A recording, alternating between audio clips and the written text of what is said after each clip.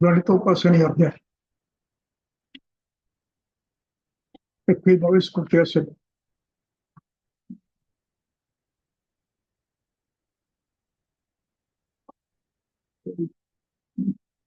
स्मरणशक्ती खूप कमी झाली. लक्षात राहत नाही श्लोक नंबर, अध्याय नंबर लक्षात राहत नाही. बघू मला. पूर्वी इतकं लक्षात राहायचं कुठल्या पानावरती आहे ते सांगत होतो मी. आता काही लक्षात राहत नाही. सुश्रुत संहिता सूत्रस्थान.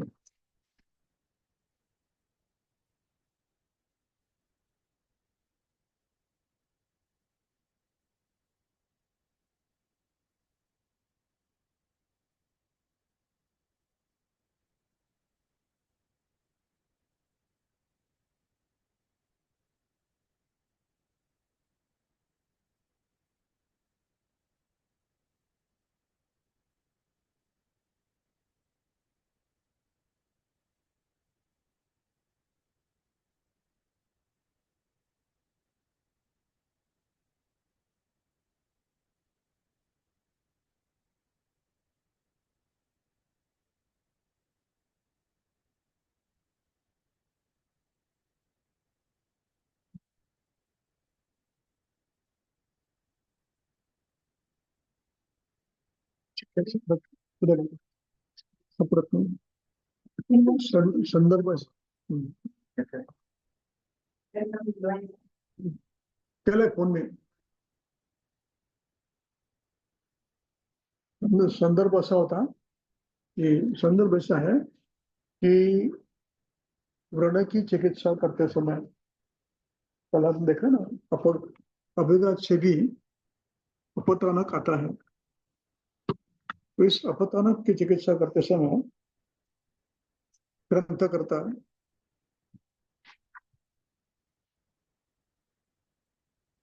निशाचर सूक्ष्म जीवों को व्रण में प्रवेश न करने दे, इसलिए कुछ चिकित्सा बताते हैं और कहते हैं कि व्रण की अवस्था में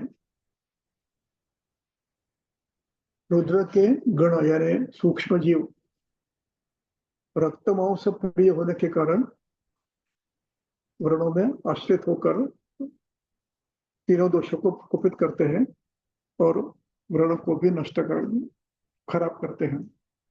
इसलिए आक्षेप आ सकता है. ये आगंतु आक्षेप है. तो ये दोनों प्रकार के आक्षेप, आगंतु और निज. इसके बाद हम देख रहे थे कल, क्या देख रहे थे कल? आवृत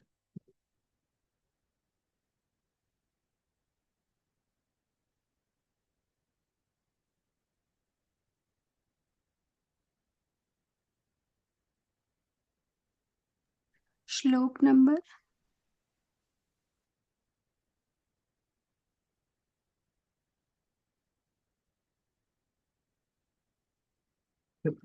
61. चरक संहिता चिकित्सा स्थान अध्याय 28.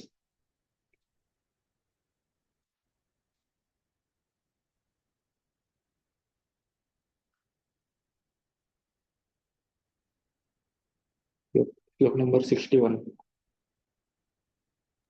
जी.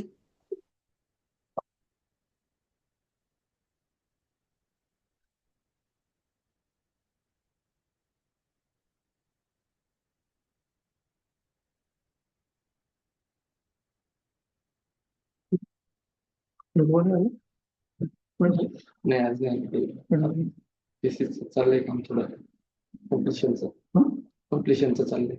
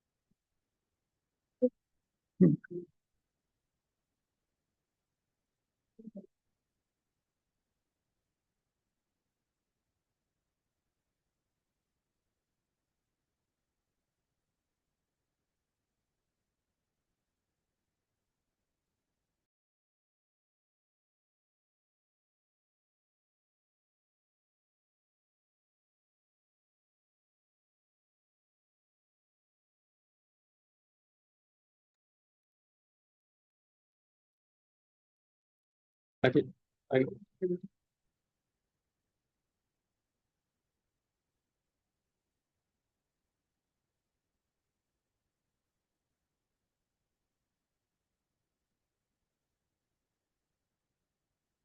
हाँ, वास्तव विधि चिकित्सा चल रही है, तो आज वो पूरा करेंगे और फिर कल से आपको क्या चाहिए वो शुरू करेंगे।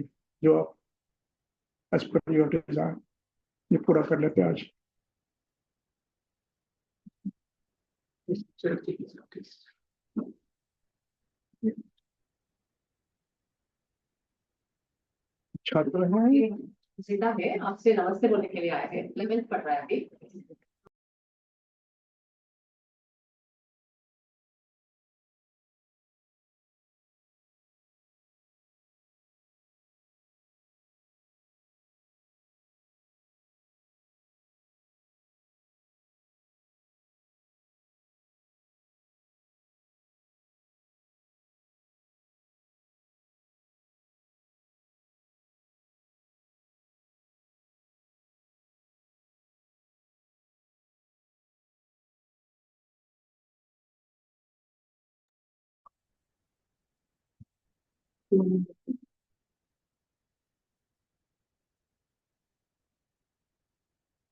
यहाँ पर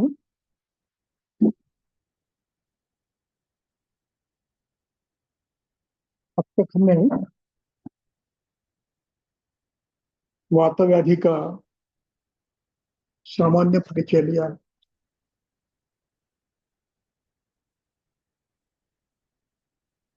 इस वात व्याधि अध्याय की विशेषता ये है कि ये सबसे कठिन समझने के लिए ऐसा अध्याय है। So all you are able to understand Hindi और shall I in English will do okay. वायु समझना ये बड़ी मुश्किल बात है। हमारी कल्पना वायु की बहुत गलत है। वायु शब्द से हम ये बहने वाली हवा ये अर्थ लेते हैं। नाक में ले रहे हैं, छोड़ रहे हैं, बाहर घूमती हवा है, अस्तित्व हवा का दिखते नहीं है लेकिन है। पत्ते डुलते हैं, पेड़ हिलते हैं, ये वायु है। लेकिन ये वायु की कल्पना ग्रंथकर्ता की नहीं है। ग्रंथकर्ता की कल्पना इससे कई इतनी भिन्न है कि जिसकी कल्पना भी हम नहीं कर सकते, इतनी भिन्न है। इस कल्पना में उपनिषद में प्रश्नोपनिषद में तृतीय वल्ली में एक शिष्य अपने गुरु को पूछता है कि ये प्राण, इसका निर्माता कौन है और ये कहां से आता है। तो उसका उत्तर दिया है उन्होंने कि ये प्राण विभु है, यानी व्यापक है पूरे सृष्टि में, और इसका निर्माता कोई नहीं है। जैसे हर व्यक्ति की छाया होती है, उसी प्रकार आत्म तत्व की छाया के समान है ये। छाया नहीं है, लेकिन उसको छोड़ नहीं सकती, इतना समवाय संबंध है। छाया अपने को छोड़ती नहीं, कभी रहती है। उसी प्रकार ये वायु आत्मा के सह अस्तित्व उसका है, समवाय संबंध है।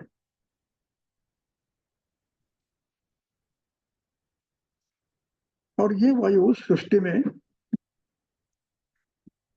जितने भी काम चलते हैं, गति होती है, उसका करता है। अब यहाँ पर गति शब्द का अर्थ एक स्थान से दूसरे स्थान में जाना यह नहीं है। इस गति शब्द का अर्थ है किसी भी प्रकार की नवनिर्माण, रचना,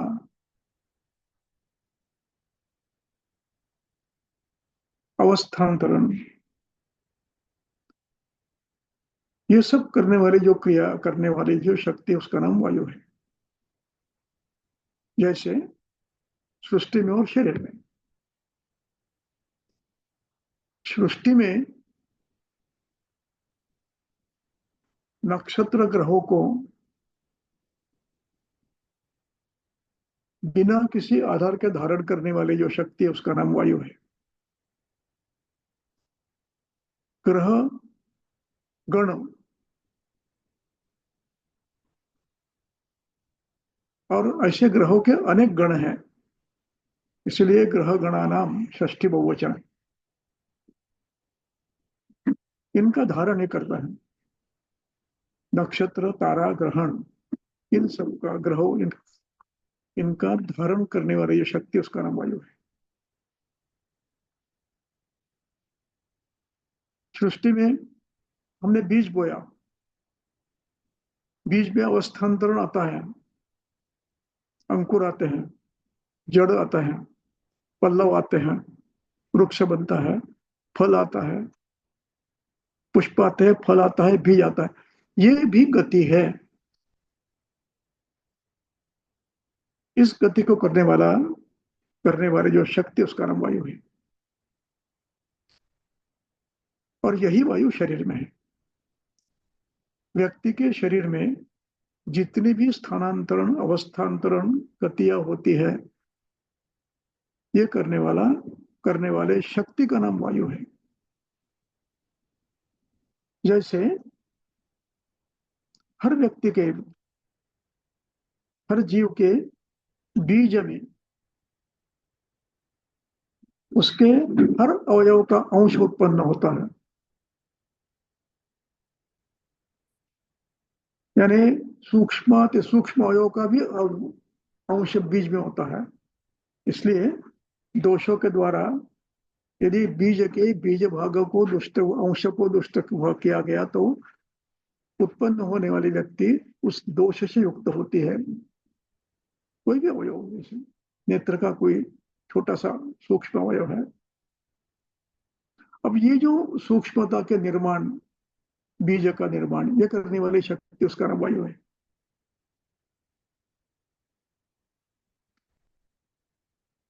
शरीर में हर स्नायु में संकोच विकास की गति है। हृदय में संकोच विकास होता है, शिराओं में संकोच विकास होता है, धमनियों में स्पंदन होता है। ये करने वाली शक्ति का नाम वायु है। और सृष्टि और शरीर में जो वायु है, इसको कोई रूप नहीं है, ये अमूर्त है, उसको मूर्ति नहीं है।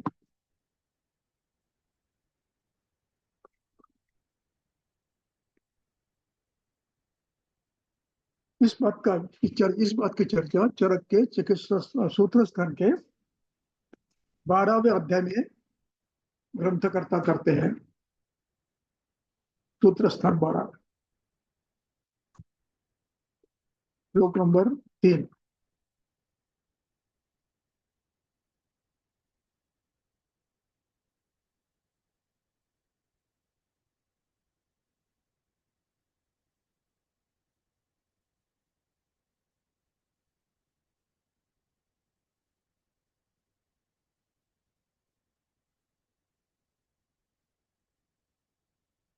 अभी मैं वायु के जो कर्म बता रहा था, सृष्टि के अंदर सृष्टि के बाहर, वो आपके दाहिने हाथ में दाहिने पन्ने पर दाहिने स्तंभ में है। वो जो पूरा वर्णन है वो वायु का है। वायु क्या है दाहिने हाथ में, हाँ ये, तो ये पूरा वर्णन उसका है। ये पढ़ो आप, बाद में पढ़ो, मुझे बाद में पूछ सकते हो आप। जो मैंने अभी बताया वो है। अब 3 नंबर के श्लोक में ये ऋषिगण, इनकी चर्चा चल रही है, परिसंवाद चल रहा है। उसमें एक ऋषि जिसको आयुर्वेद का ज्ञान है, पढ़ाई की है, बेमस हुआ है, उसके मन में शंका है। वो शंका है, उसको पता है आयुर्वेद व्यास वायु क्या है, इसलिए प्रश्न करता है कि जो वायु शरीर में काम करता है उसको तो मूर्ति नहीं है, फिर जिसको मूर्ति नहीं है उसको आप प्रकोपित कैसे करते हो? यानी आपके हेतु रुक्ष तिक्त, प्रकृतिक्त कषाय, जागरण, लंघन, शोधन, ये इनमें गुणों की निर्मिति कैसे करता है जबकि शरीर नहीं है उसको? और फिर शमन करने वाले द्रव्य स्निग्ध, गुरु, श्लक्ष्ण, मृदु, उष्ण, ये उसको गर्म कैसे करते हैं, स्निग्ध कैसे करते हैं? ये प्रश्न पूछा है। इसका अर्थ ये हुआ कि उसको पता है वायु कैसा है। अब उस प्रश्न को पढ़िए आप।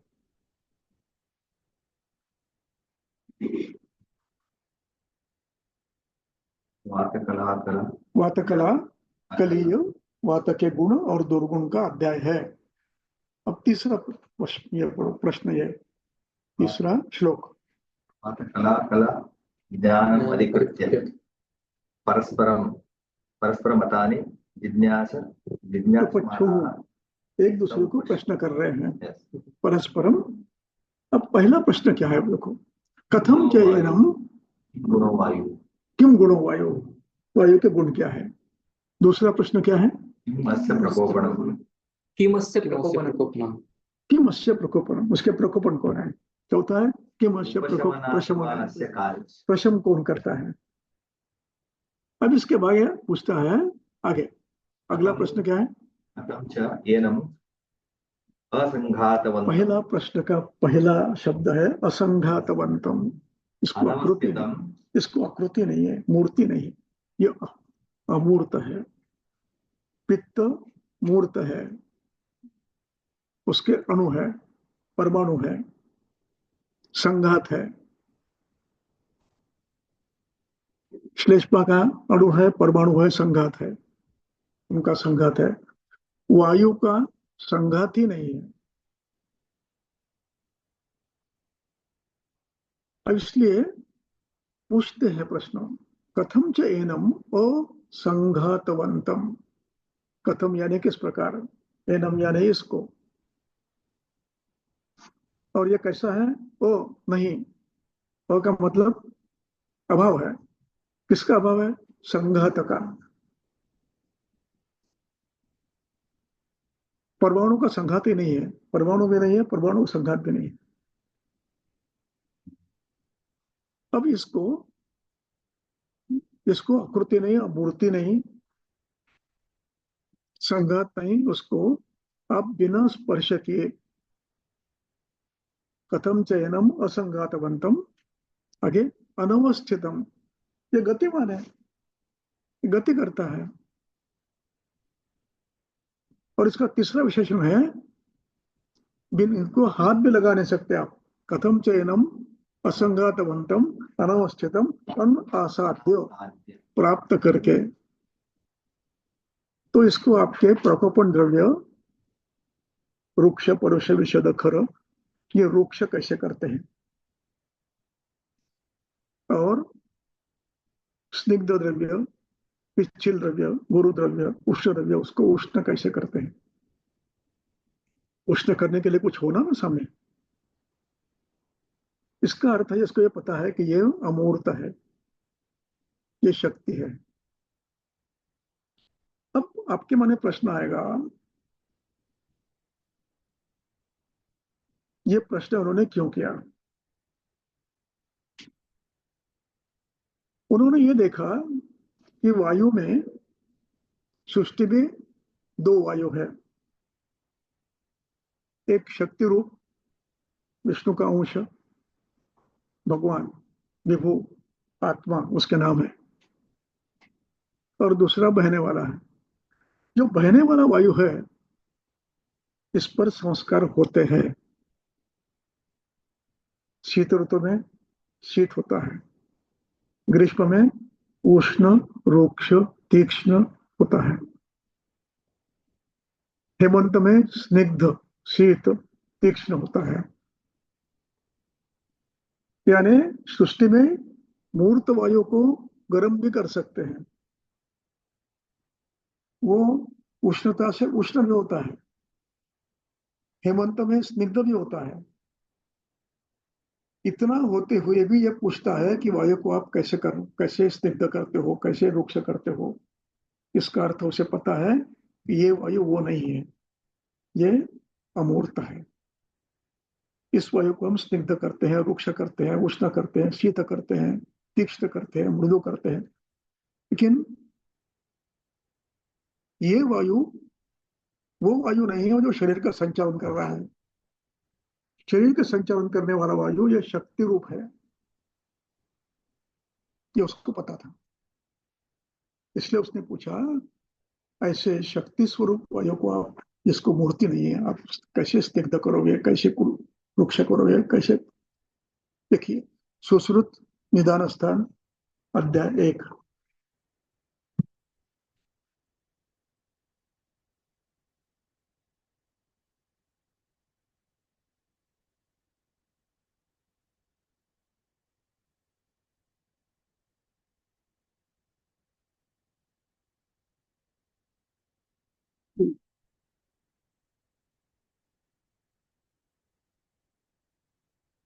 श्लोक नंबर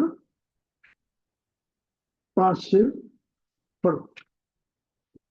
5 श्लोक, सूत्र निदान स्थान अध्याय 1, श्लोक नंबर 5 से 8।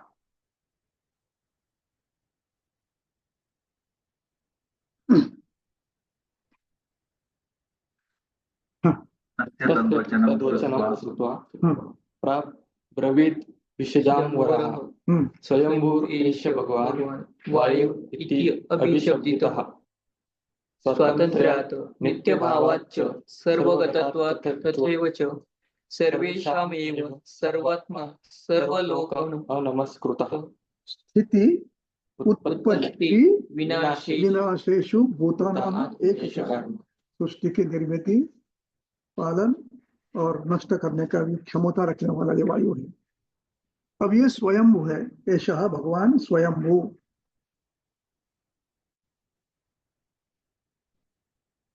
सर्वगतत्व पूरे सृष्टि में व्याप्त है और नित्य है, नित्य भावाच्च, और सृष्टि की निर्मिति, पालन और लय ये करने वाला वायु है। अव्यक्त व्यक्त कर्माच, अव्यक्त है, कर्म दिखते हैं उसके। अव्यक्त व्यक्त कर्माच,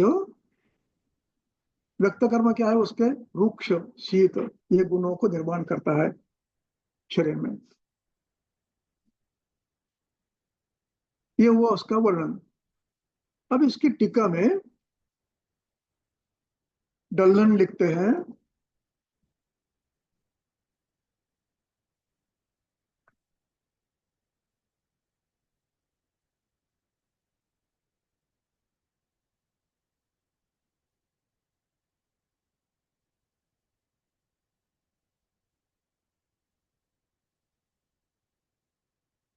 टीका में दाहिने हाथ में ऊपर से तीसरी लाइन, अचिंत्य दाहिने हाथ में, अचिंत्य यो अचिंत्य विजयो अचिंत्य शक्ति अचिंत्य शक्ति, ये शक्ति है, अचिंत्य शक्ति। और सा च अस्य शक्तिः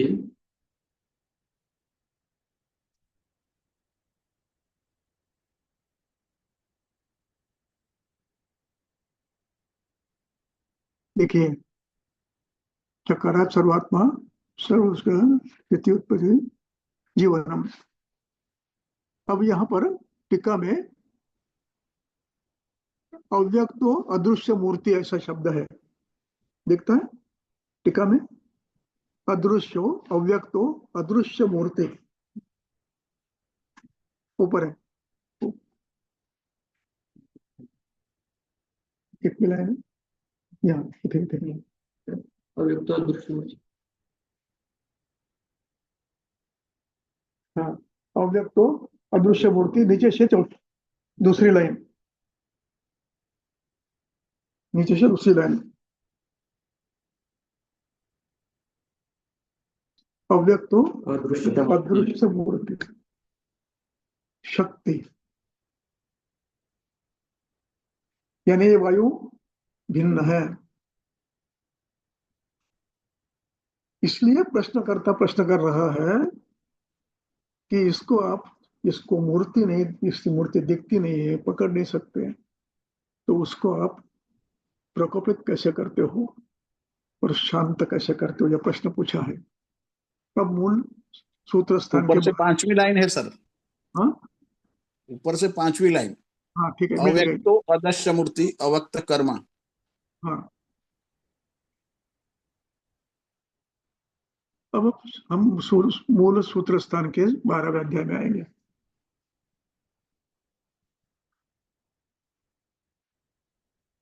सूत्र स्थान 12।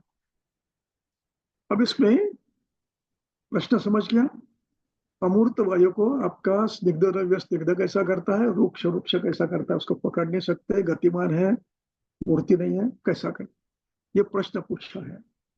अब उसका उत्तर श्लोक क्रमांक 7 में दे रहे हैं। बाकी गुण वगैरह छोड़ दीजिए, आपको सबको पता है गुण क्या है वगैरह पता है, शमन कौन करता है। अब शमन कैसे करता है, प्रकोप कैसे करता है, इस सूत्र बता रहे हैं। पढ़ो। श्रुत्वा वाक्यं बडिशोधामार्गवत् एवं एतद् यथा भगवनः इति अन्येव वात् प्रकोप प्रशमनानि भवन्ति यथा हि येन असंघातम् अनवस्थितम् अनासत्य प्रकोप प्रशमनानि प्रशमयन्ति वा। व्याख्या श्याम, अब हम बता रहे हैं ये कैसे करते हैं। वात प्रकोपनानि खलु, अब ये इसको धीरे धीरे पढ़ना है। वात प्रकोपनानि खलु, यहाँ रुकना है। पहला शब्द है रुक्ष, अब अंतिम शब्द पढ़ना है, कराणी शरीराणाम, रुक्ष कराणी शरीराणाम, परुष कराणी शरीराणाम, विशद कराणी शरीराणाम, शीत कराणी शरीराणाम। शरीराणाम षष्ठी है, कराणी क्रू धातु का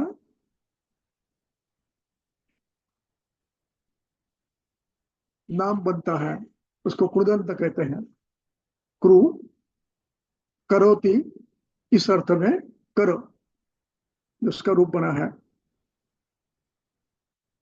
और ये कराणी बहुवचन है,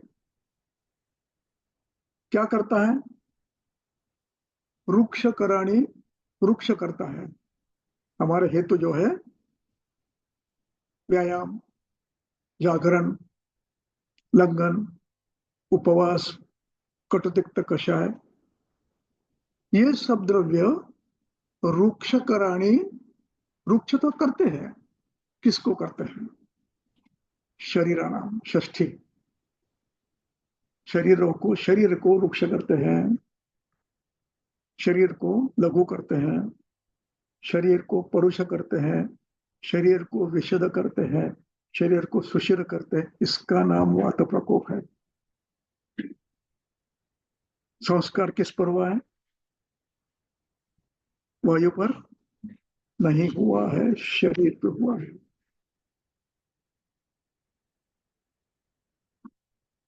इस बात को किसी भी ग्रंथ में अन्यत्र कहा हुआ नहीं है, न हरित ने, न भेल ने, न कश्यप ने, न सुश्रुत ने, न वाग्भट ने, केवल चरक ने कहा है।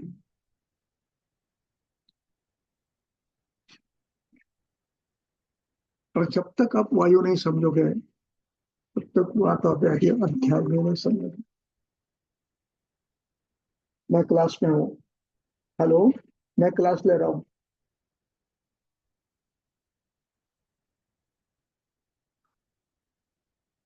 तब तक आपको वाची की स्टडी सुननी। अब शमन कैसा करते हैं? हाँ, पहले क्या है? रुक्षकरण शरीरानाम, इसके आगे पढ़ो।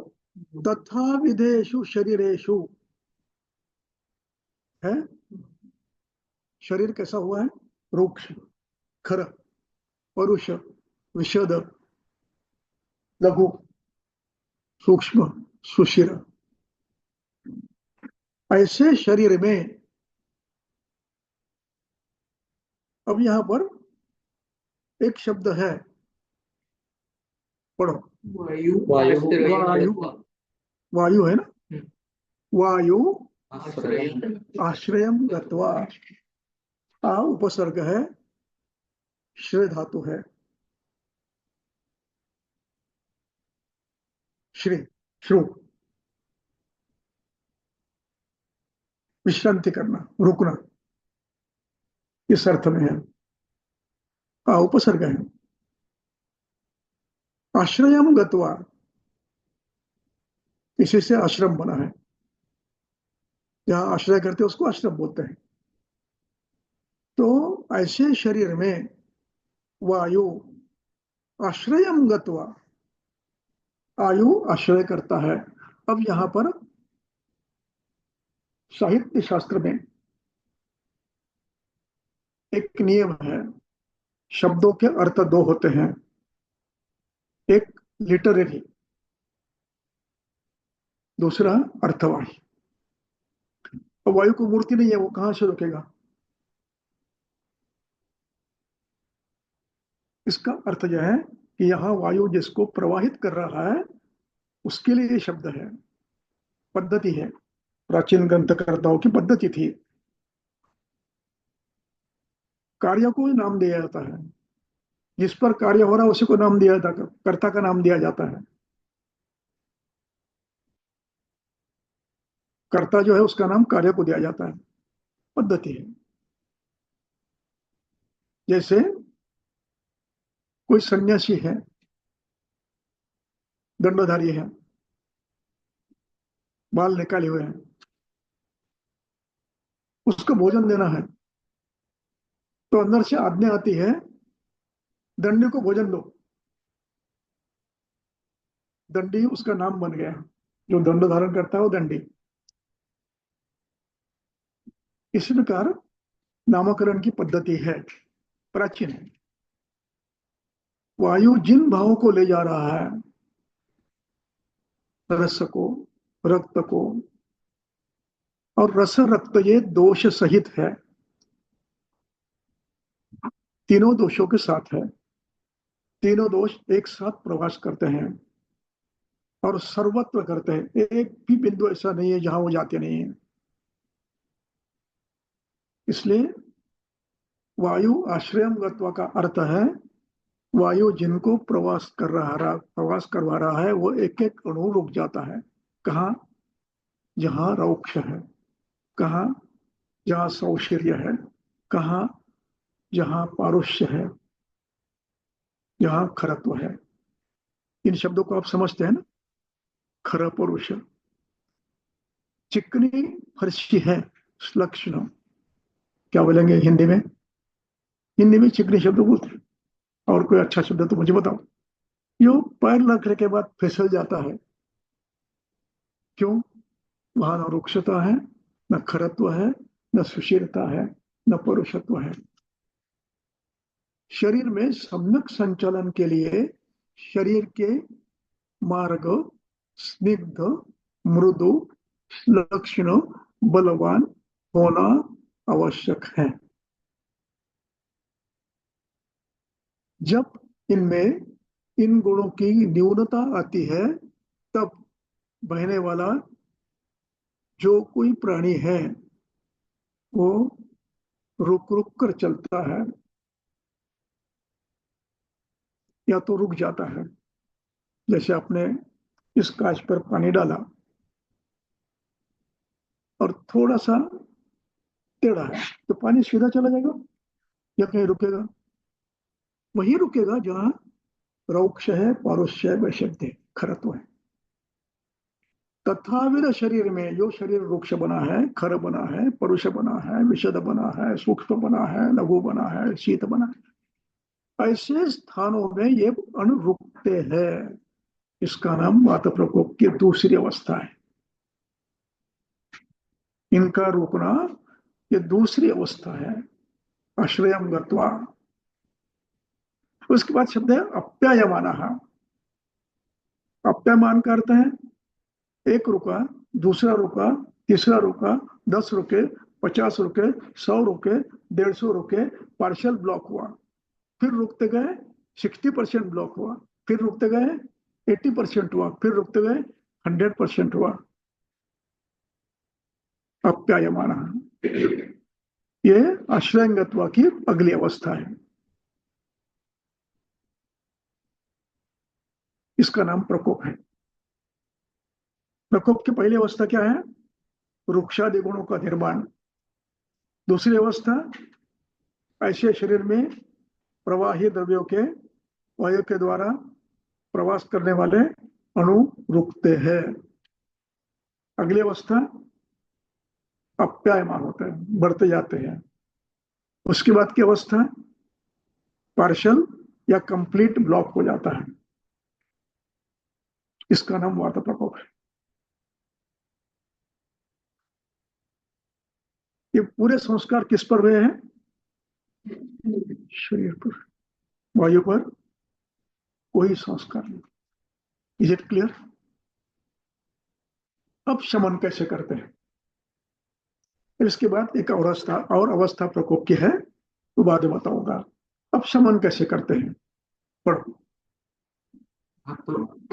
तो प्रशमनानि तु स्निग्धकराणि शरीराणाम, गुरुकराणि शरीराणाम, लक्षणकराणि शरीराणाम, पिच्छलकराणि शरीराणाम, उष्णकराणि शरीराणाम। शरीर कैसा किया आपने? चिकित्सा करते करते करते स्निग्ध, लक्षण, मृदु, उष्ण, बलवान, गुरु यानी बलवान आपने किया। तथा विदेशु शरीरेशु, ऐसे शरीर में, तथा विदेशु शरीरेशु वायु। बराबर। अब एक शब्द है असज्जन। जो पहला गति थी आश्रय कृत्वा, वो बंद हो गई, रुकना बंद हो गया। अब कोई रुकता नहीं है। क्या होता है आगे? वायु असज्जमानश्चरण असज्जमानन। चरण। अब चरण, अब एक एक अणु निकलने लगते हैं। जो सज्ज हुए थे वो निकल रहे हैं, एक एक एक एक। मान शब्द कंटिन्यूअस टेंस दर्शाता है। असज्जमान, अब रुकना बंद हो गया, नया कोई रुकने का सवाल नहीं है। और जो रुके हुए वो गच्छन, चरण, ये भी प्रेजेंट कंटिन्यूअस टेंस है। गच्छन्ति का अंत्य निकाल दिया, उसको अत प्रत्यय लगा और गच्छत के समान चला। गच्छन, गच्छन्तो, गच्छन्तः प्रथमा। अब एक एक अणु निकलने लगा धीरे धीरे धीरे धीरे। और यदि नहीं है, समय लगता है, आपको शीघ्रता से करना है, तो आप क्या करोगे? एक मृदु विरेचन दे देंगे स्वेदन के साथ, पूरे शरीर को स्वेद देंगे और एक विरेचन दे देंगे। इसीलिए वात वैद्य की सामान्य चिकित्सा में क्या लिखा है? मृदु विरेचन है। इसलिए देना है, जो अणु निकल रहे हैं उनको अब धक्का मार के बाहर निकालना है। चिकित्सा अपने किसके की, शरीर की या वह की, शरीर की। यानी वात प्रकोप यानी शरीर में रुक्षादि गुणों का निर्माण। समझ गए वात प्रकोप। अब एक अंतिम अवस्था वात प्रकोप की होती है, अंतिम अवस्था जहां ब्लॉक हो जाता है, वहां पर गतिमान धातु रुकता है। पहले क्या होता है, सैचुरेट होता है, फिर पीछे वाला उसको जगह नहीं मिली, वो सैचुरेट हो जाता, उसके पीछे वाला उसको जगह नहीं मिली, ऐसे करते करते ये जगह जगह पर ये स्रोतस में व्याप्त हो जाते हैं। ये है अंतिम अवस्था प्रकोप के। और ये जहां जहां रुकेंगे वहां वहां व्याधि करेंगे, कहीं शोथ आएगा, कहीं कुछ होगा कुछ होगा। ये वायु प्रकोप की चतुर्थावस्था है। समझ के वात प्रकोप क्या है। अब हम वातव्याधि के अध्याय पर आएंगे। वातव्याधि अध्याय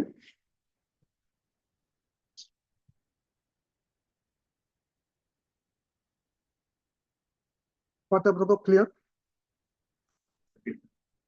चार अवस्था, चार अवस्था।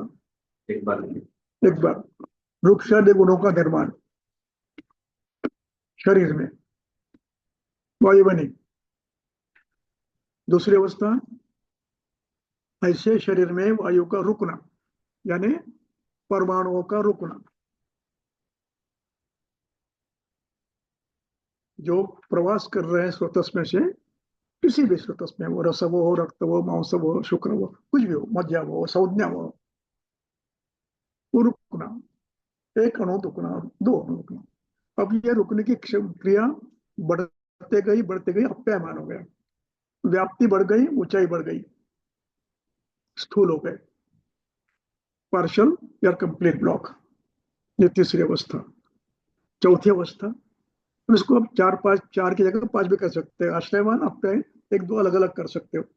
और अंतिम अवस्था कंप्लीट ब्लॉक। इसके बाद प्रवाह बंद हो गया, अब ये रुक रहे हैं।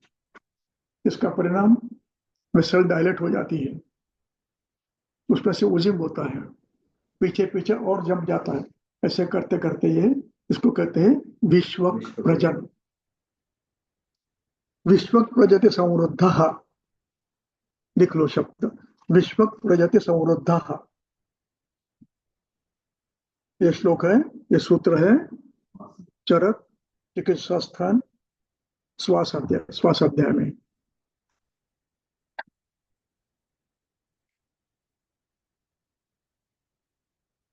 विश्वक प्रजति संवृद्ध स्वासाध्याय, शायद 19 या 23, 17।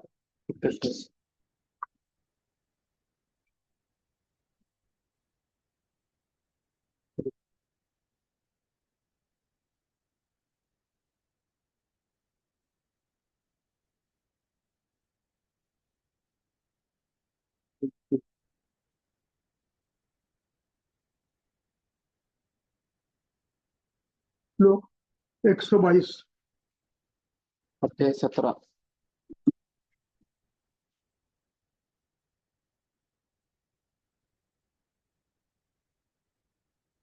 एक सौ 22। क्या लिखा है, उदीर्यते वृषतरम मार्गमोदात् उदीर्यते, उद अधिक ईर धातु है, उद ये उपसर्ग है,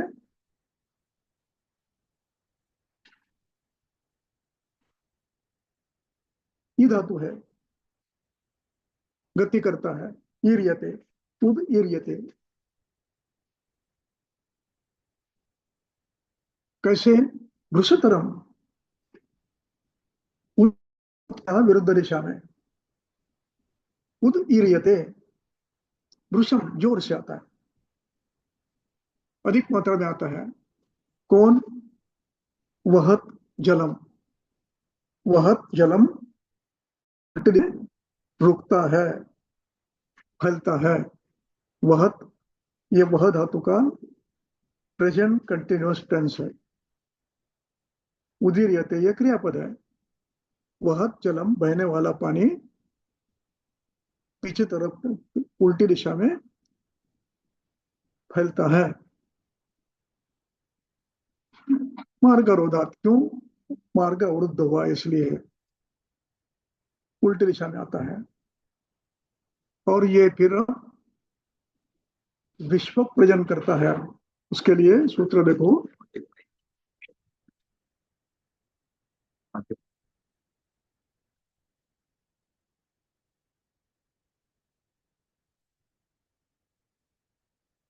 श्लोक 45 दूसरी पंक्ति। यदा श्रोता विश्व प्रजति समृद्ध, समृद्ध विश्व प्रजति। और जब ये विश्व घूमते घूमते जहां जाएगा वहां व्याधि करेगा। प्राणों में गएगा श्वास करेगा, उदर में गएगा विस्तार करेगा, प्रवाहिका करेगा, और कहीं हृदय में गया अवरोध करेगा, कुछ भी करेगा। यानी ये इसको कहते हैं अतिरेक तंत्र युक्ति। एक नियम बताया है और वो नियम उस अवस्था में हर जगह लगाएगा। जहां अवरोध है वहां पर ये नियम लगाएगा। इसको अतिरेक तंत्र युक्ति कहते हैं। लगाना, हर जगह लगाना है। जैसे रुद्रपद का बला में पित्त के मार्ग का अवरोध है, पूरे शरीर में फैलता है। विश्व प्रजति, मार्ग अवरोधात बहुत जलम, ये कार्य वायु का है। विश्व प्रजति ये अंतिम अवस्था है प्रकोप की। चिकित्सा शरीर के कर रही है, वृक्षादि गुण कम करने हैं, स्निग्धादि गुण बढ़ाने हैं। रुकना बंद हो जाता है, जो रुके हैं वो निकलने लगते हैं। आप स्नेहन करते हो, स्वेदन करते हो, अनिवार्य है। शुद्ध वातवैधि में स्नेहन स्वेदन अनिवार्य है। सिद्धि स्थान अध्याय 1।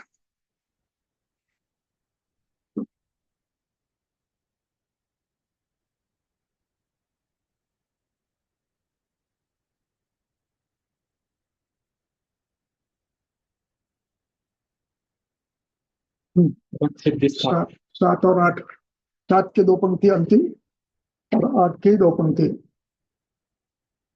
अध्याय 1 श्लोक नंबर 7।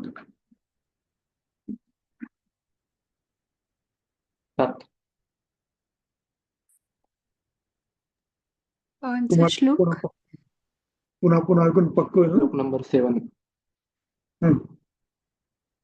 आता विसरणार नाही। वायू म्हटलं की लगेच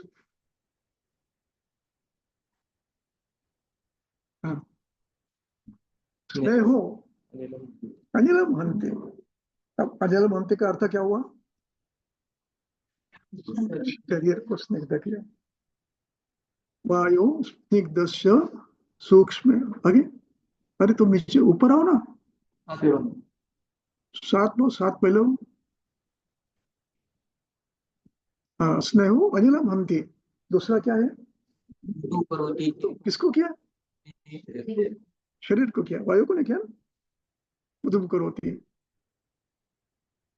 विनिहंति संगम, स्निग्ध हो गए, चलो छूटना शुरू हो जाता है। जो स्निग्ध है वहां पर दोष रुकते नहीं, निकल जाते हैं। विनिहंति संगम। आगे अगला श्लोक पढ़ो। स्निग्धस्य, शरीर स्निग्ध हुआ है, वायु नहीं, शरीर स्निग्ध हुआ है। सूक्ष्मेषु सप्तमी, सूक्ष्मेषु अयनेषु स्रोतस, सूक्ष्म स्रोतों में पड़ा हुआ है, लीन पड़ा हुआ है। ऐसा दोष स्वेद द्रवत्वम नयति, स्वेद उसको पतला करता है, पिघलाता है। हो गया, अपने विरेचन दे दिया, निकल गए। ये हुआ वायु का शमन। Is it clear? अब मूल श्लोक पढ़ाओ। विश्व प्रजन हो गया, उदीरिते भूषतरम हो गया, और वायु को स्निग्ध करना आवश्यक है, स्वेद देना आवश्यक है हर व्याधि में। ये भी खत समझ में आया, उसके बगैर दोष निकलेंगे नहीं। चलो, और विरेचन देना है, सूक्ष्म मृदु विरेचन देना है, स्निग्ध विरेचन देना है।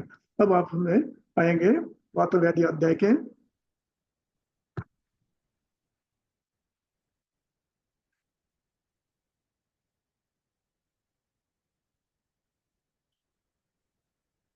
श्लोक नंबर 13, 14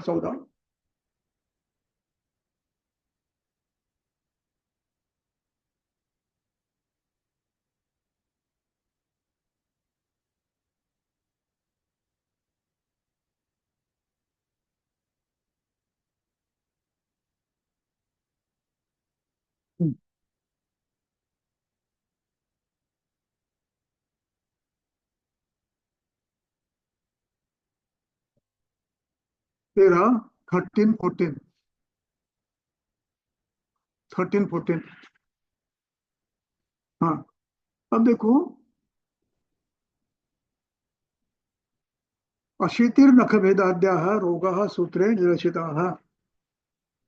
सूत्र स्थान में अशीति वात विकार महारोगाध्याय बताए हैं, अध्याय विंशति बताए हैं।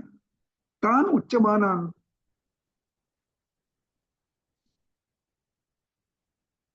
उनको वहां पर बताया है। हम फिर से यहाँ पर कुछ उनमें से बता रहे हैं। पर्याय ही, पर्याय का अर्थ यहाँ पर छोटी मात्रा में। सहेतु उपक्रमान सुनो, इसके हेतु और उपक्रम सुनो इस अध्याय में। अब इसके बाद की पंक्ति है वो ध्यान से पढ़नी है। अब यहाँ पर जितने भी वात विकार बता रहे हैं और जो अशीति है उनको सबको नहीं बताया, यहाँ केवल 20 बताए हैं, 20 है, 80 और अनुक्त कितने होंगे पता नहीं। तान उच्चमानान, उनको जो वहां जो बताया है उनको यहाँ पर संक्षेप में बता रहे हैं हम। वो बताते समय हम क्या कर रहे हैं, हम केवलम वायु उद्देश्य, केवल यानी एक्सक्लूसिवली, केवलम वायु उद्देश्य यानी शुद्ध वायु। शुद्ध वायु का अर्थ है इसको किसी का संसर्ग नहीं है, ना पित्त का संसर्ग है, ना वायु का है, ना रक्त का है, ना रस का है, किसी से अवरुद्ध भी नहीं है, उसको कहते हैं केवल वायु। उसकी चिकित्सा, उसके व्याधि हम बता रहे हैं। केवलम वायु उद्देश्य स्थान भेदात, स्थान भेद से, कोई सिर में स्थान करता है, कोई इंद्रिय में करता है, कहीं श्रोतस्व में करता है, कई स्नायु में करता है, कई अस्थि में करता है, भिन्न भिन्न जगह पर आश्रय करता है। इसलिए स्थान भेदात, स्थान कितने शरीर में, अपरिसंख्य है। तो अपरिसंख्य के स्थान के व्याधि भी कितने होंगे, अपरिसंख्य हो गए। उन सबका चिकित्सा का दिशा दर्शन हम कर रहे हैं। फिर से कह रहा हूं, शरीर में जितने स्थान होंगे, आशय होंगे, श्रोतस होंगे, अदृश्य अवयव होंगे, इंद्रिया दिखती है आपको नहीं है, शिरस्थ इंद्रिय आपको दिखती नहीं है कि नहीं है। ऐसे असंख्य अवयव, उनमें यदि रोग होता है कि जिनका वर्णन हमने किया नहीं है, स्थानों का भी, उनकी भी चिकित्सा कैसे कर रहे हैं हम बता रहे हैं। इसलिए स्थान भेदात, केवल वायु स्थान भेदात। दूसरा आवृतम, आवृत वायु बता रहे हैं। श्लेष्मावरोध, पित्तावरोध, परस्पर के आवरण, रक्तावरोध, मेदावरोध, आमावरोध, पित्त का वर्णन इस अध्याय में हम कर रहे हैं। इसका अर्थ समझिए। इसका अर्थ यह है कि इसके बाद भी व्याधि वर्णन करेंगे। उन व्याधियों में आपको इस पद्धति से देखना है। कैसे? एक पहला केवल वायु, दूसरा आवृत वायु,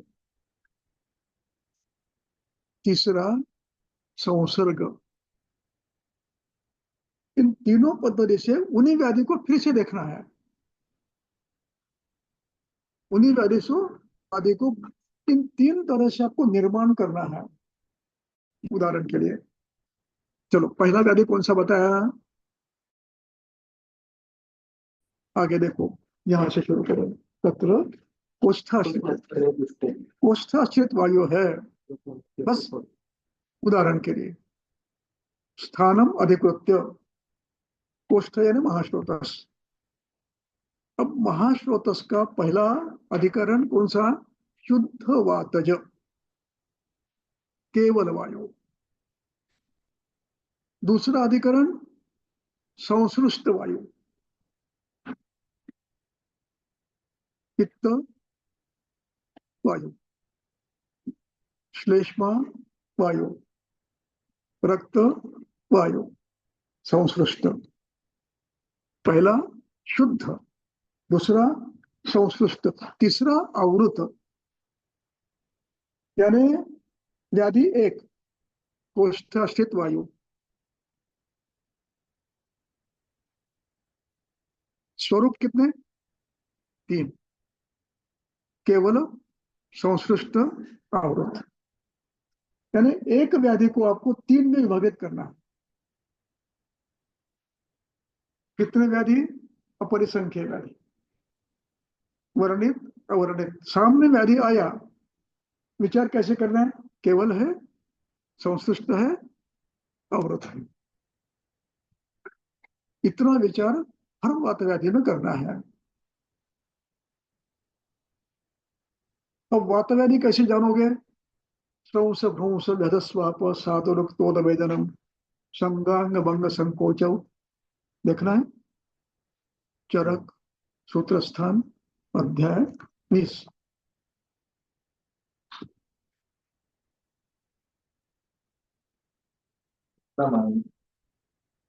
एक व्याधि के तीन अवस्था मानेंगे यार? हाँ, अलग अलग इसमें मिलेगा ये। आप तीन बोल रहे हैं, केवल, केवल, संतुष्ट एंड आवृत। संतुष्ट। एक ही व्यक्ति में हो सकता है, तीनों वेक अवस्था आ सकती है, क्रमशः आएगी या एक साथ भी आ सकती है। दोष कैसे है उस पर निर्भर है। प्रारंभ केवल वायु, यदि वायु कर सकता है, लेकिन वायु के साथ आप यदि दिवास्वाप भी कर रहे हैं तो श्लेष्म वृद्ध भी हो सकता है। ज्यादा दिवास्वाप कर रहे हैं तो श्लेष्म अवरुद्ध भी हो सकता है। एक व्यक्ति में तीनों अवस्थाएं आ सकती है। हाँ, श्लोक नंबर, हाँ, श्रौस भ्रंश 12वां श्लोक, 19वीं लाइन। श्रौस भ्रंश व्यधस्वाप सातुरुक्तोदवेदनम श्रौस भ्रंश भ्रंश, भ्रंश, व्यास, संग, भेद, साद, हर्ष, तर्ष, कंप, वर्त, चाल, तोद, व्यथा, चेष्टादीनि तथा खर, परुष, सुशिर, अरुणवर्ण, कषाय, वीरसमुख, शोष, शूल, सुक्ति, संकोचन, स्तंभ, नख, नखन, वायु हो करना। ये लक्षण आपको जहां दिखेंगे, ये हर स्थान का लक्षण भिन्न होगा। इंद्रिय में गया, इंद्रिया काम कम करेगी। गर्भाशय में गया, गर्भभ्रंश होगा। उदर में गया, उदभ्रंश होगा।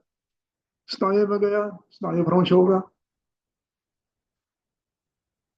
ऐसे भिन्न भिन्न लक्षण, ये लक्षण सभी उक्त अनुक्त वात व्याधि में आपको स्थानानुरूप मिलते जाएंगे। हर जगह ये लक्षण नहीं होंगे, है ना। संधियों में भ्रंश होगा, त्वचा में सुप्ति होगी, त्वचा में रोक्ष दिखेगा आपको, संधियों में खंजता दिखेगी, इंद्रियों में इंद्रिय बाधा दिखेगा, कम सुनाई पड़ रहा है, कम दिख रहा है, आंखें विकृत हो गई है। इस प्रकार इन लक्षणों के आधार पर आप निर्णय करेंगे ये वात व्याधि है। किंतु आपको वात व्याधि निर्णय होने के बाद भी यह निर्णय करना है ये शुद्ध है, संश्लिष्ट है या अवृत। समझ में? वात व्याधि यानी वात व्याधि नहीं, ये शुद्ध भी हो सकता है, संश्लिष्ट भी हो सकता है, अवृत भी हो सकता है। तीनों की चिकित्सा भिन्न है।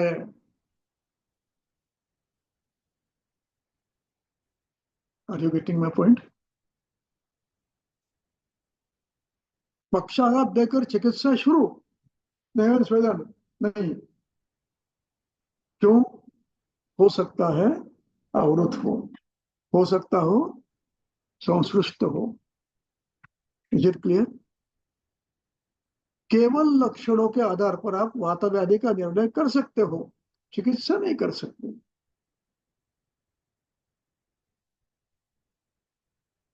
चिकित्सा में आपको ऊहन करना पड़ता है, ये शुद्ध है, संश्लिष्ट है, अवरुद्ध।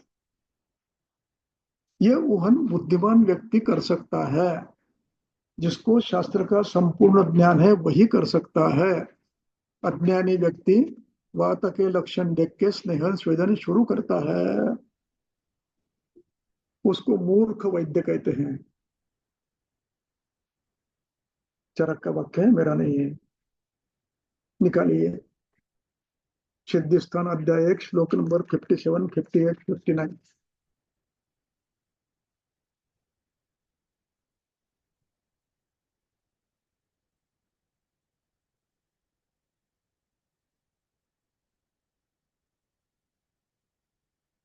क्या लिखा है? मेदक कफाभ्याम अनिलो निरुद्ध 57, सिद्धि स्थान अध्याय 1।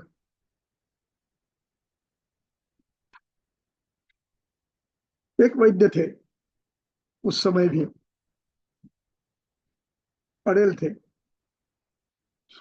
सुनने को तैयार नहीं थे अत्रेय जी का, अपने मन से करते थे। और उन्होंने कहा यह वात व्याधि है,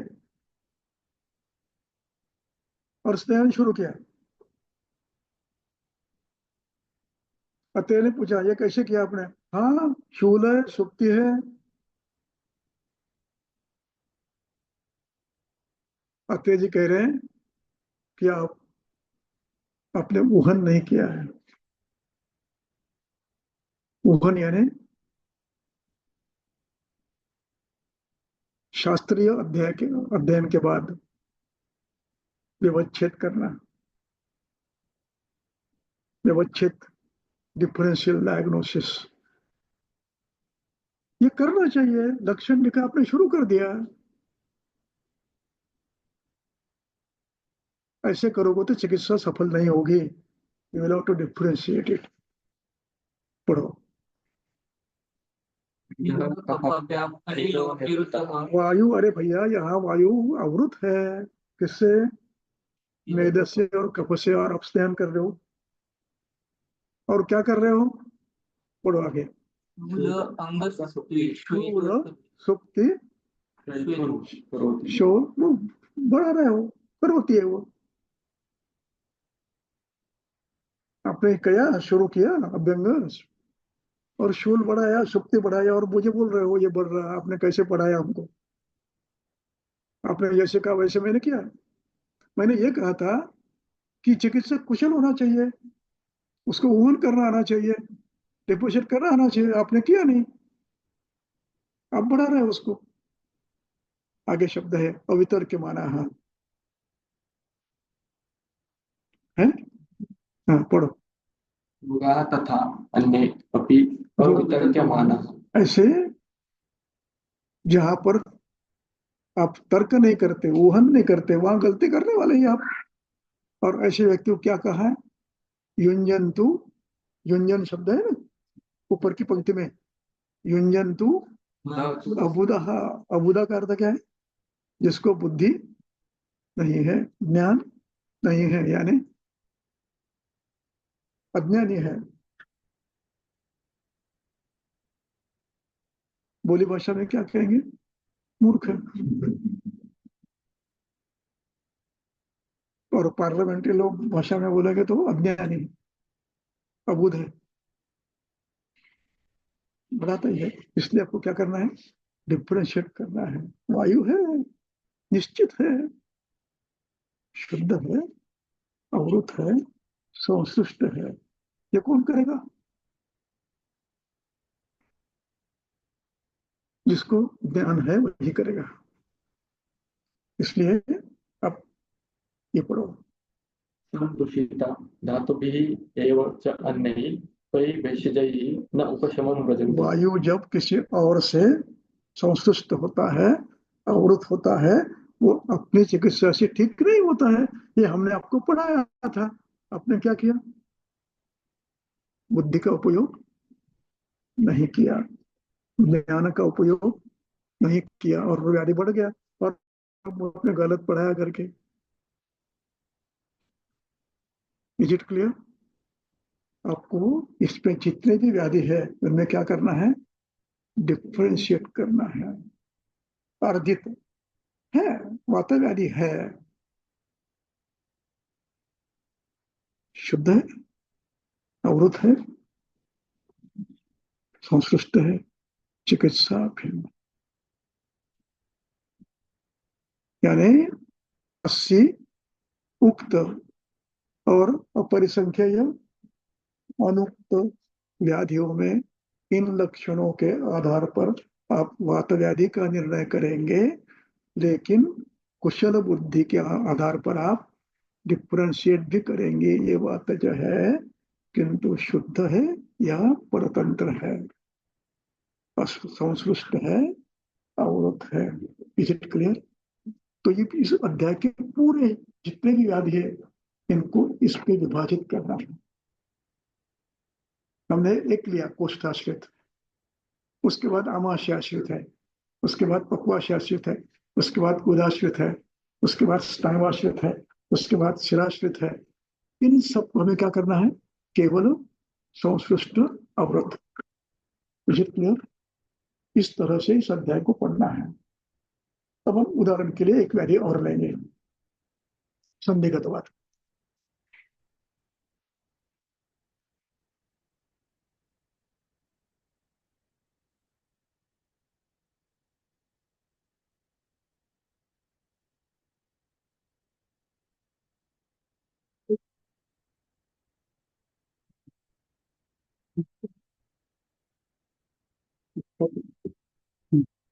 प्रतीक्यवता 28 श्लोक नंबर 37 चिकित्सा 28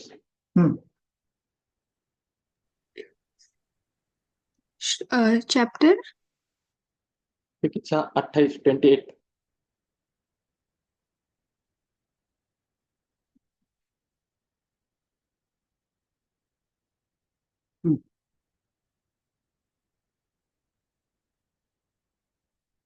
नहीं नहीं, चिकित्सा स्थान अध्याय 28 28 हाँ, श्लोक नंबर 37 हाँ बराबर। हाँ वातपूर्ण धृतिस्पर्शः श्रोतः संदिगते अनिले प्रसारन् आकुंचनयोः प्रवृत्तिश्च स वेदना। इत्युक्तम स्थान वेदना वायो लक्षण एव च। अब हमें संदिग्धवाद बताया है। संदिग्धवाद में स्थानानुरूप आपको विचार करना है। स्नायु, संज्ञा व श्रोतस अस्थि कला, इन सब का विचार करना है। धातु, रस, रक्त, मेद, अस्थि, इनके दोषोत्थ विकृति के कारण होने वाला संकोच, शूल, स्तंभ, संधियों में ये संधिगत बात है। समझा?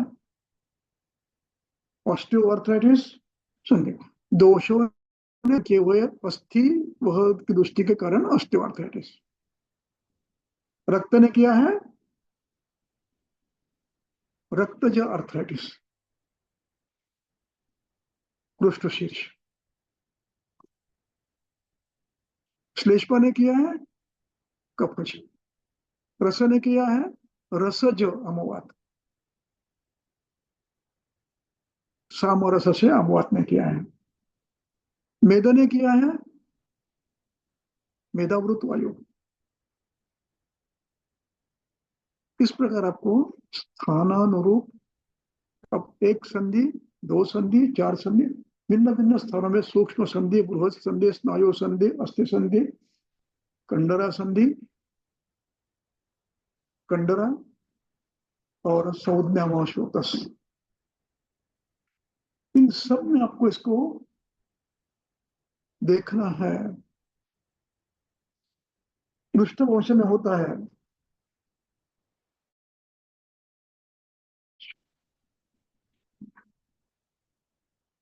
चल नहीं सकता, बैठ नहीं सकता, कभी स्तंभ होता है, कभी पेन होता है, नाम भिन्न भिन्न, स्पॉन्डिलाइटिस कहेंगे, स्लिप डिस्क कहेंगे, संधियों का व्याधि है। निर्णय क्या करोगे? है वाता व्याधि है, शुद्ध है, अवरुद्ध है, संसृष्ट है, उसकी चिकित्सा करेंगे। स्थानारूप लिख गई, लक्षण स्थानानुरूप होंगे, जिस स्थान का जो व्यवस्था है उसकी। कभी स्तंभ होगा,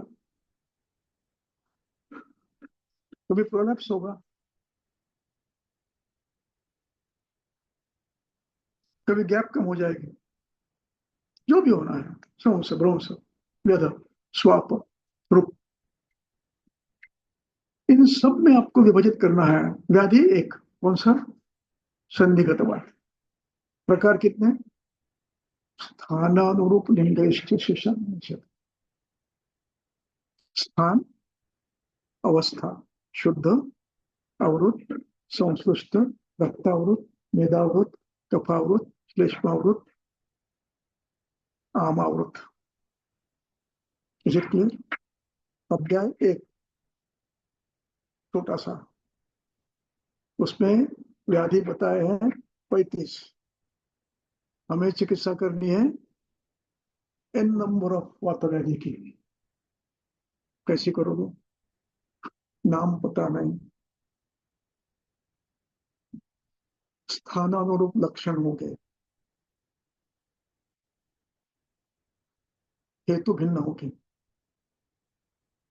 कभी अपतर्पण होगा, कभी संतर्पण होगा, कभी मंदाग्नि होगा, कभी अजीर्ण होगा, कभी अध्यशन होगा, कभी मेदोवृद्धि होगी, कभी रक्तदुष्ट होगा, कुछ भी होगा। चिकित्सा एक व्याधि की डिफरेंशिएशन करके आपको करना है, डिफरेंशियल डायग्नोसिस करके चिकित्सा करनी है।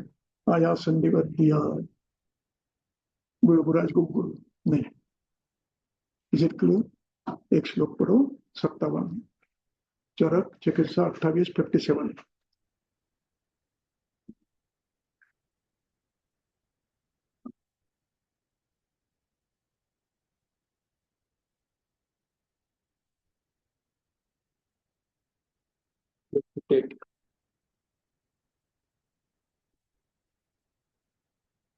हाँ पढ़ो। स्थानानाम् अनुरूपैश्च लिङ्गैः शेषान् विनिर्दिशेत्। ईशान, विशेष हमने चिकित्सा अशेष की बताई है। अशेष का मतलब कोई बच नहीं सकता।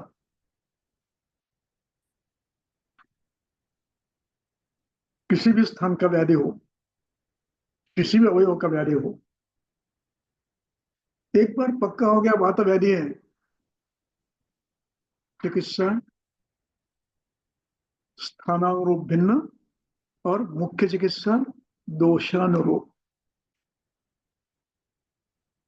स्थानानुरूप चिकित्सा करनी है, लेकिन केवल स्थानानुरूप नहीं करनी के लिए नहीं, दोषानुरूप करनी है।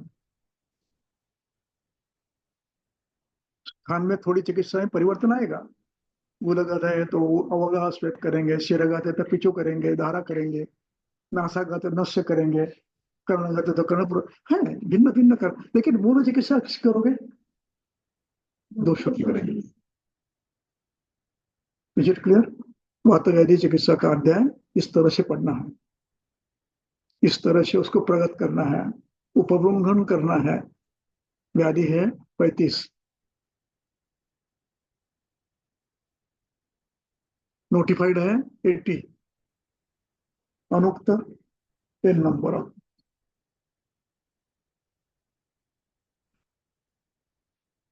अब हमें पता तो पड़ गया वातज है, हम क्या करेंगे? डिफरेंशिएट करेंगे। स्थान कौन सा है? हृदय। हृदय शुद्ध हो रहा, हृदय शुद्ध है, अवृत है, श्लेष्मावृत है, पित्तावृत है, अमावृत है, रक्तावृत है, वेदावृत है। चिकित्सा करेंगे आप, स्थानावरोप करेंगे। स्थान की चिकित्सा जो करनी है, श्वेत देंगे, रक्त मोक्षण करेंगे, उद्बस्ती करेंगे, जो भी करना करेंगे। मूल चिकित्सा वायु की। डिफरेंशिएट कैसा करोगे? शुद्ध है, अवरुद्ध है, अनावृत है, रक्तावृत है, मेदावृत है, और चिकित्सा करेंगे इस तरह से। अब हृदय में कितने स्थान हैं?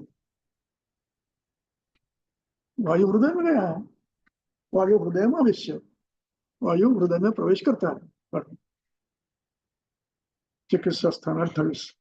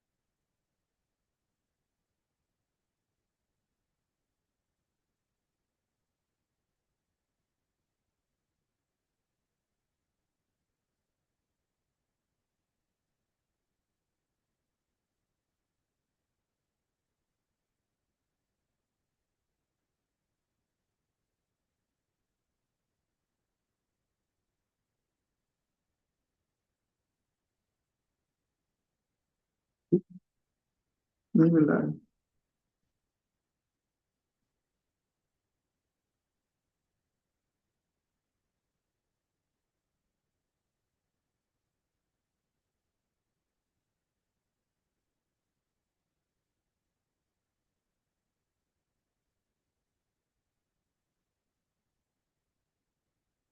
ठीक है, नहीं हम मिल नहीं रहा। तो हृदयगत वायु में क्या करेंगे? जब हम कहेंगे वायु हृदय आश्रित्य, अर्थ क्या हुआ इसका? हृदय प्रवेश, अर्थ क्या हुआ? वायु हृदय में गया, इसका अर्थ क्या हुआ? हृदय के अवयवों में वृक्षादि गुणों की निर्मित होकर वहां पर प्रवाही धातु रुक गया है। स्थान कोई भी हो सकता है, वॉल्वर होगा, मस्कुलर होगा,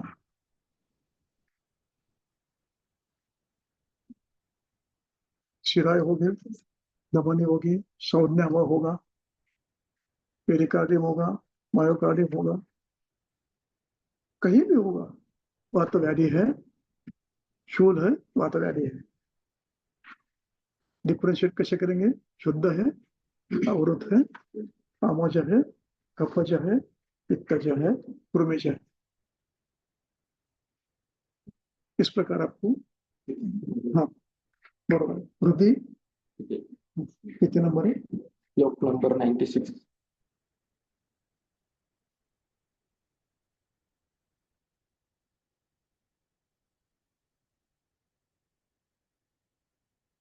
कितने में वायु गया?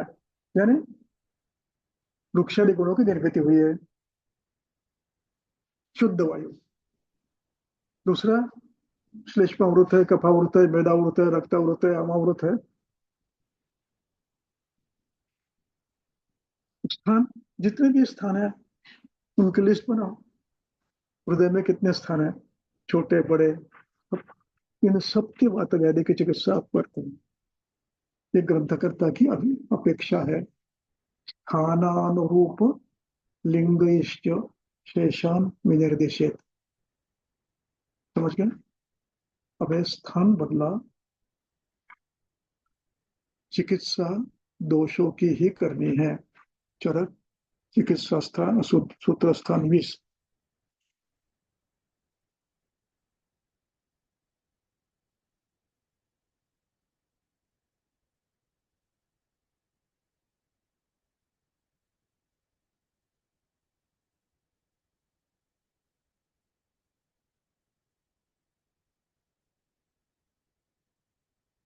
श्लोक नंबर, अध्याय 18, श्लोक 42।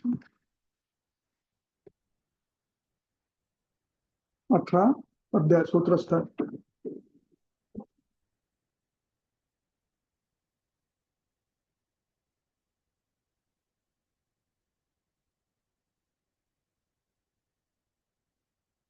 बरोबर पडे काहीतरी, हा हा तैव अपरिसंख्यया विद्यमाना भवन्ति.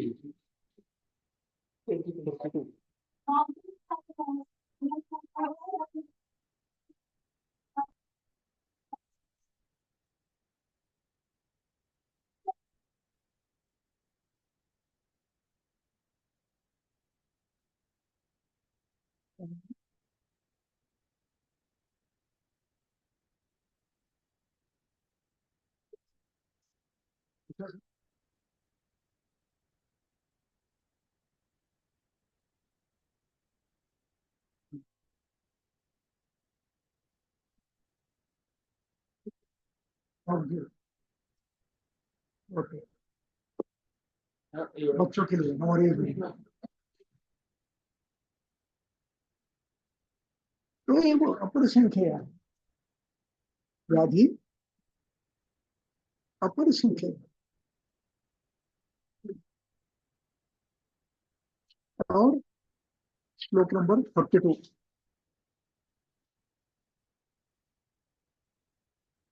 तो ये वो अपरिसंख्य है।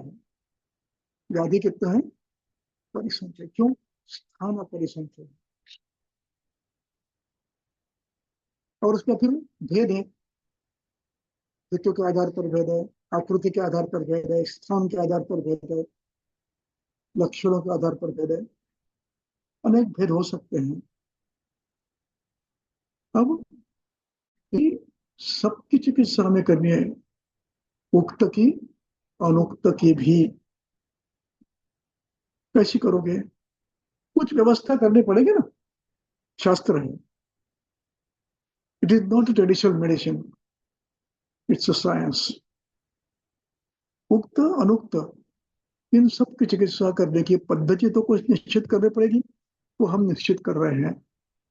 तेषाम यथास्थूलेषु, कुछ जिनकी कुछ व्याधि लिखे हैं। और वही व्यवस्था कैसे की है आगे लिखता है। प्रकृति सामान्य, उक्त व्याधियों की प्रकृति बताई हमने, और उसी प्रकार अनुक्त व्याधि की प्रकृति आपको निश्चित करनी है। अब प्रकृति का अर्थ क्या है? प्रकृति का अर्थ है व्याधि उत्पादक दोष।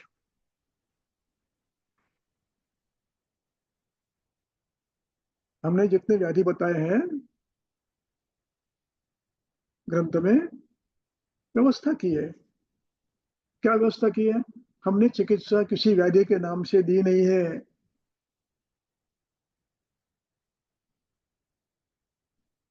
व्याधि को नाम तो दिया है, लक्षणों के आधार पर दिया है। उदर में हुआ उदर व्याधि, नाम दिया है। पेट में हुआ गुल्मा,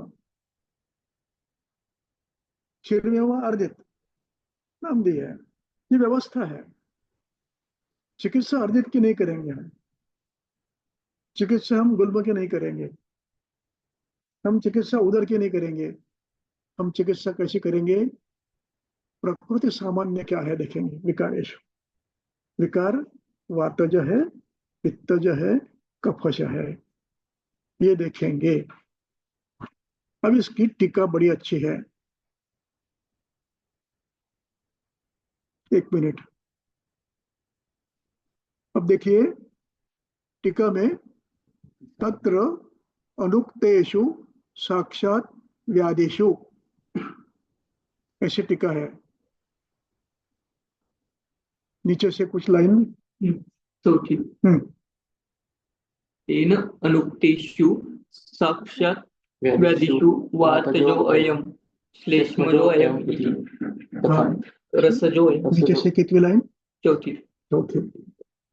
हाँ, तेषु, हाँ, तेन अनुक्तेषु अनुक्तेषु साक्षात् साक्षात् व्याधिषु वातजोयम श्लेष्मजो अयम इति रसयोयम रसजोऽयं रक्तजोयम इत्यादिकम्। इत्यादि का चिकित्सा व्यवहारार्थम व्यवस्था कर्तव्या। हमने व्यवस्था की है कि ये वातज है, पित्तज है, कफज है। इसको कहते हैं प्रकृति सामान्य।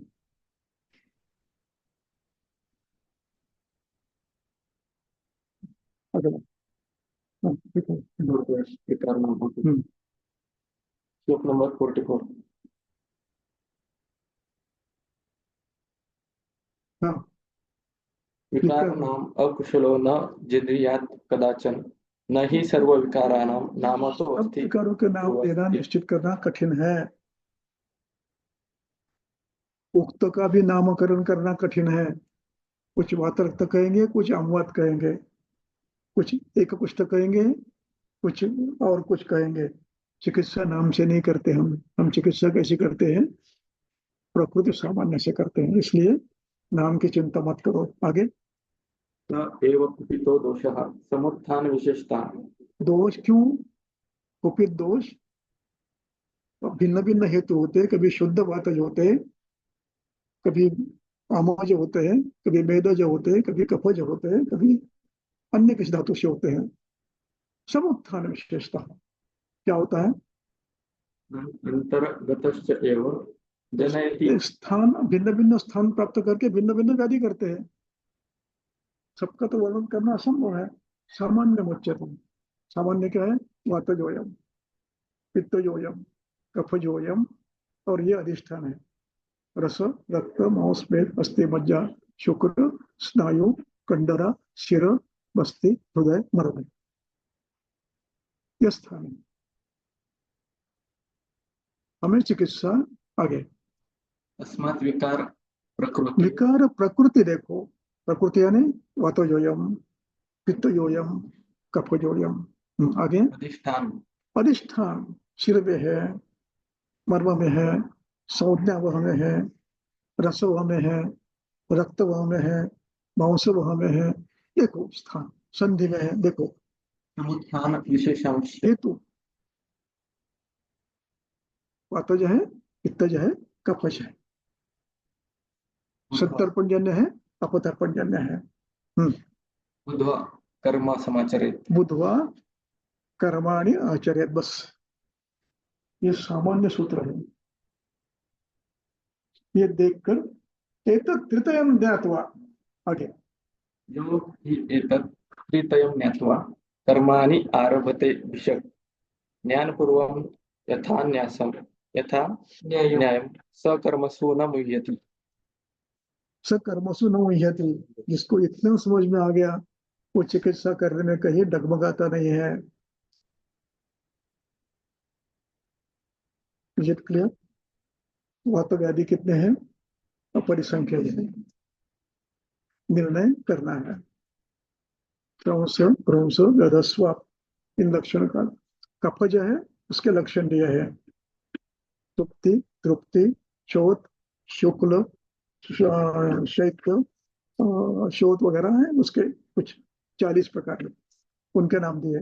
पित्तज, दाह, राग, ऊष्मा, पाक, क्लेद, श्राव बताए। इसके आधार पर निर्णय करो। वातयोयम, पित्तयोयम, कफयोयम। अधिष्ठान का है। एतत् तृतीयम ज्ञात्वा, हेतु क्या है? ये जानकर आप चिकित्सा करोगे तो कहीं भी संभ्रम नहीं होगा। इसमें क्या करो, उसमें क्या करो, नहीं, नो प्रॉब्लम। इतना समझ में आ गया तो सब कुछ समझ में आ गया। इस प्रकार सभी व्याधियों का चिकित्सा हमें करनी है, उक्त अनुक्त की आगे कल देखेंगे। आज यही रुकते हैं।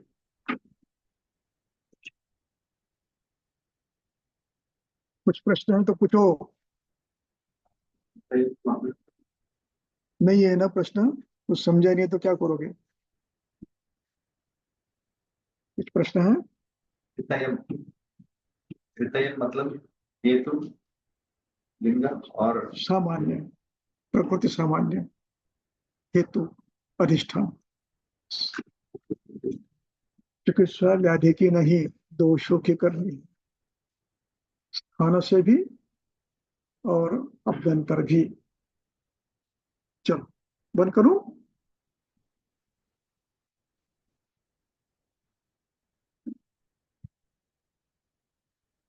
बंद कर रहा हूं।